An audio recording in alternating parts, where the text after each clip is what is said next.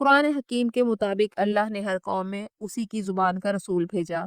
آج سے 1400 سال پہلے جب قرآن نازل ہوا تو وہ لوگ عربی بولتے، سمجھتے اور لکھتے تھے، لہٰذا قرآن کی فصیح زبان انہیں مشکل نہ لگتی تھی، اور اس زمانے کی عربی اتنی خالص تھی کہ الفاظ کا مطلب سب کو معلوم تھا۔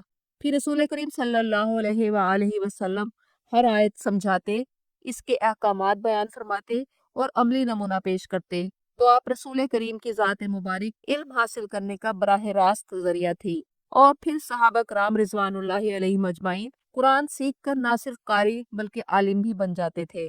جیسے جیسے اسلام عرب سے باہر ایران، روم، ہندوستان اور افریقہ پھیلا تو وہاں لوگ عربی نہیں سمجھتے تھے۔ ابتدائی صدیوں میں قرآن کا مطلب لوگوں تک صحابہ کرام، تابعین، عرب علماء اور مبلغین کے ذریعے پہنچا۔ یہ لوگ قرآن مقامی زبان میں زبانی سمجھاتے تھے، یہ زبانی ترجمہ تھا۔ اسلام کے ابتدائی تقریباً 200 سال تک پہلے تعلیم گھر، مسجد اور درس میں ہوتی تھی۔ قرآن مکمل طور پر زبانی محفوظ تھا، لوگ سن کر سمجھتے اور یاد کرتے تھے۔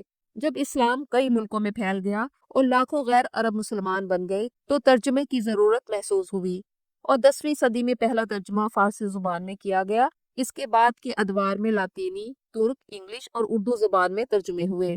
18ویں صدی عیسوی میں شاہ رفیع الدین دہلوی نے لفظی ترجمہ قرآن کی بنیاد رکھی، اور اب تک 130 سے زائد زبانوں میں قرآن کا ترجمہ کیا جا چکا ہے تاکہ لوگ قرآن کو سمجھیں اور ہدایت حاصل کریں۔ گویا آج کا مسلمان چاہے وہ تعلیم یافتہ ہو یا ان پڑھ، وہ خوش نصیب ہے کہ وہ بہت آسانی سے قرآن کا ترجمہ تفسیر صرف ایک کلک سے سن اور سیکھ سکتا ہے۔ اور صحیح بخاری کی روایت ہے، نبی کریم صلی اللہ علیہ وآلہ وسلم نے فرمایا، تم میں سے بہترین وہ لوگ ہیں جو قرآن سیکھیں اور سکھائیں۔ اللہ نے سورۃ الانبیاء میں فرمایا کہ ہم نے تمہاری طرف جو کتاب نازل کی اس میں تمہارا ذکر ہے، لیکن تم پھر بھی عقل سے کام نہیں لیتے۔ قرآن مجید میں بھی قرآن سمجھنے کے لیے جو اصطلاح استعمال کی گئی وہ لفظ ذکر کی ہے کہ ہم نے تم پر ذکر نازل کیا تاکہ جو ان کی طرف نازل کیا گیا ہے آپ اسے بیان کریں تاکہ لوگ اس میں تفکر کریں۔ اور جگہ جگہ قرآن میں ارشاد ہوا کہ ہم نے قرآن نازل کیا ہے تاکہ تم اس میں تدبر کرو، تم اسے سمجھو اور تم اس سے نصیحت حاصل کرو۔ اور اللہ تعالیٰ نے سورۃ القمر میں 4 بار فرمایا، ہم نے قرآن کو ذکر کے لیے آسان بنا دیا ہے تو کوئی ہے فائدہ اٹھانے والا، یعنی خالق کائنات نے اسے آسان بنایا ہے۔ اب یہ ہر انسان پر منحصر ہے کہ وہ اسے اپنی کوشش اور محنت سے کتنا سمجھ سکتا ہے۔ بلا شبہ قرآن پڑھنا باعث اجر و ثواب ہے، اور یہ بھی حقیقت ہے کہ ایک لفظ پر 10 نیکیوں کا وعدہ ہے، لیکن اصل مقصد اسے سمجھنا ہے۔ جب دنیاوی تعلیم حاصل کی جا سکتی ہے تو قرآن کیوں نہیں؟ جب تک قرآن کا ترجمہ، تفسیر اور حدیث نہ پڑھی سنی جائے تو اللہ کی رضا کیسے معلوم ہوگی؟ اللہ ہم سے کیا چاہتا ہے؟ اسلام دشمنوں کی آج سے 1400 سال پہلے یہی کوشش تھی کہ مسلمانوں کو قرآن کریم سے دور کیا جائے، اور اسی بات کو قرآن مجید میں بیان کیا گیا کہ کافر کہتے ہیں کہ اس قرآن کو مت سنو اور اس میں شور و غل مچاؤ تاکہ تم غالب آ جاؤ۔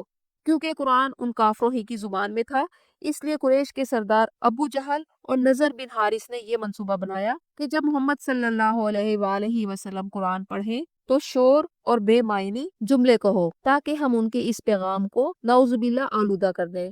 یہ کھلی دشمنی قرآن کی آواز کو روکنے کی سازش تھی، اور آج بھی زیادہ فوکس ثواب کے لیے قرآن پڑھنے پر کیا جاتا ہے، اسے سمجھنے کے لیے نہیں۔ جبکہ قرآن بار بار کہتا ہے کہ تم اس قرآن پر تدبر کیوں نہیں کرتے؟ قرآن مجید کے کچھ موضوعات مثلاً توحید، رسالت، آخرت کا تصور، دعوت و تبلیغ، اخلاقیات، مختلف قوموں کے واقعات اور قدرت کی نشانیوں پر مشتمل ہیں جن کو ہر شخص سمجھ سکتا ہے۔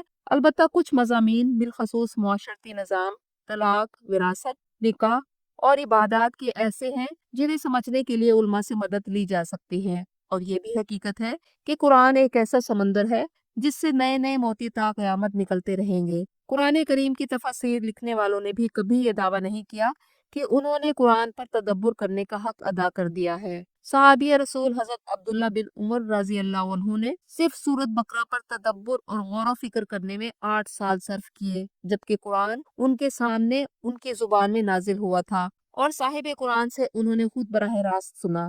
لیکن آج کے دور میں ہر پڑھے لکھے مسلمان پر یہ قرآن کا حق ہے کہ وہ اسے سمجھے، اس کا ترجمہ تسلسل کے ساتھ روزانہ کی بنیاد پر پڑھے، اور جو نہ پڑھ سکے وہ سن لے۔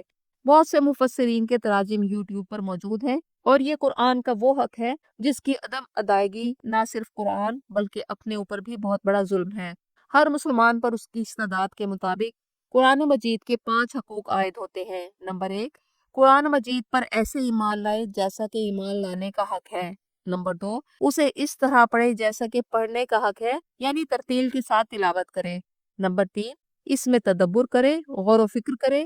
نمبر 4، اس پر ایسے عمل کرے جیسا کہ عمل کرنے کا حق ہے۔ اور نمبر 5، قرآن کو دوسروں کو پہنچائے، اسے پھیلائے اور عام کرے۔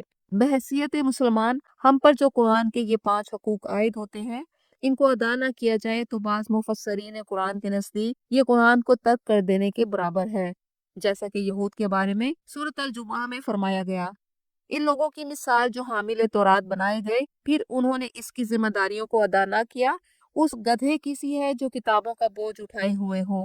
بری مثال ہے اس قوم کی جس نے اللہ کے آیات کو جھٹلایا، اور اللہ ایسے ظالموں کو ہدایت نہیں دیتا۔ اور جو قرآن کو ترک کرے، اس کے حقوق ادا نہ کرے، تو شافع محشر محمد صلی اللہ علیہ وآلہ وسلم اللہ تعالیٰ کی بارگاہ میں ایک مدعی کی حیثیت سے کھڑے ہوں گے اور اللہ سے اپنی امت کی شکایت کریں گے۔ سورۃ الفرقان کی آیت نمبر 30 میں یوں فرمایا گیا، اے میرے رب، میری قوم نے اس قرآن کو چھوڑ رکھا تھا۔ اور جب انسان قرآن سے منہ موڑے گا اور اسے ترک کرے گا تو اللہ تعالیٰ سورۃ طٰہٰ میں فرماتے ہیں کہ اے محمد، ہم نے آپ کو اپنے پاس سے ذکر عطا کیا، اور جو اس سے منہ موڑے گا تو وہ قیامت کے دن ایک بھاری بوجھ اٹھائے گا، اور یہ لوگ اس کیفیت میں ہمیشہ رہیں گے۔ اور اسی صورت میں فرمایا، جو میرے ذکر سے منہ موڑے گا تو اس کے لیے دنیا کی زندگی بہت تنگ کر دی جائے گی، اور قیامت کے دن اسے اندھا کر کے اٹھایا جائے گا، تو وہ کہے گا، اے میرے رب، تو نے مجھے اندھا کیوں اٹھایا جبکہ دنیا میں بینائی والا تھا؟ تو اللہ تعالیٰ فرمائیں گے کہ اسی طرح ہماری آیات تمہارے پاس آئیں تو تم نے انہیں نظر انداز کر دیا، اور اسی طرح ہم آج تمہیں نظر انداز کریں گے، اور اسی طرح ہم حد سے بڑھنے والوں کو اور جو اپنے رب کی آیات پر ایمان نہ لائے اسے بدلہ دیتے ہیں، اور آخرت کا عذاب شدید اور باقی رہنے والا ہے۔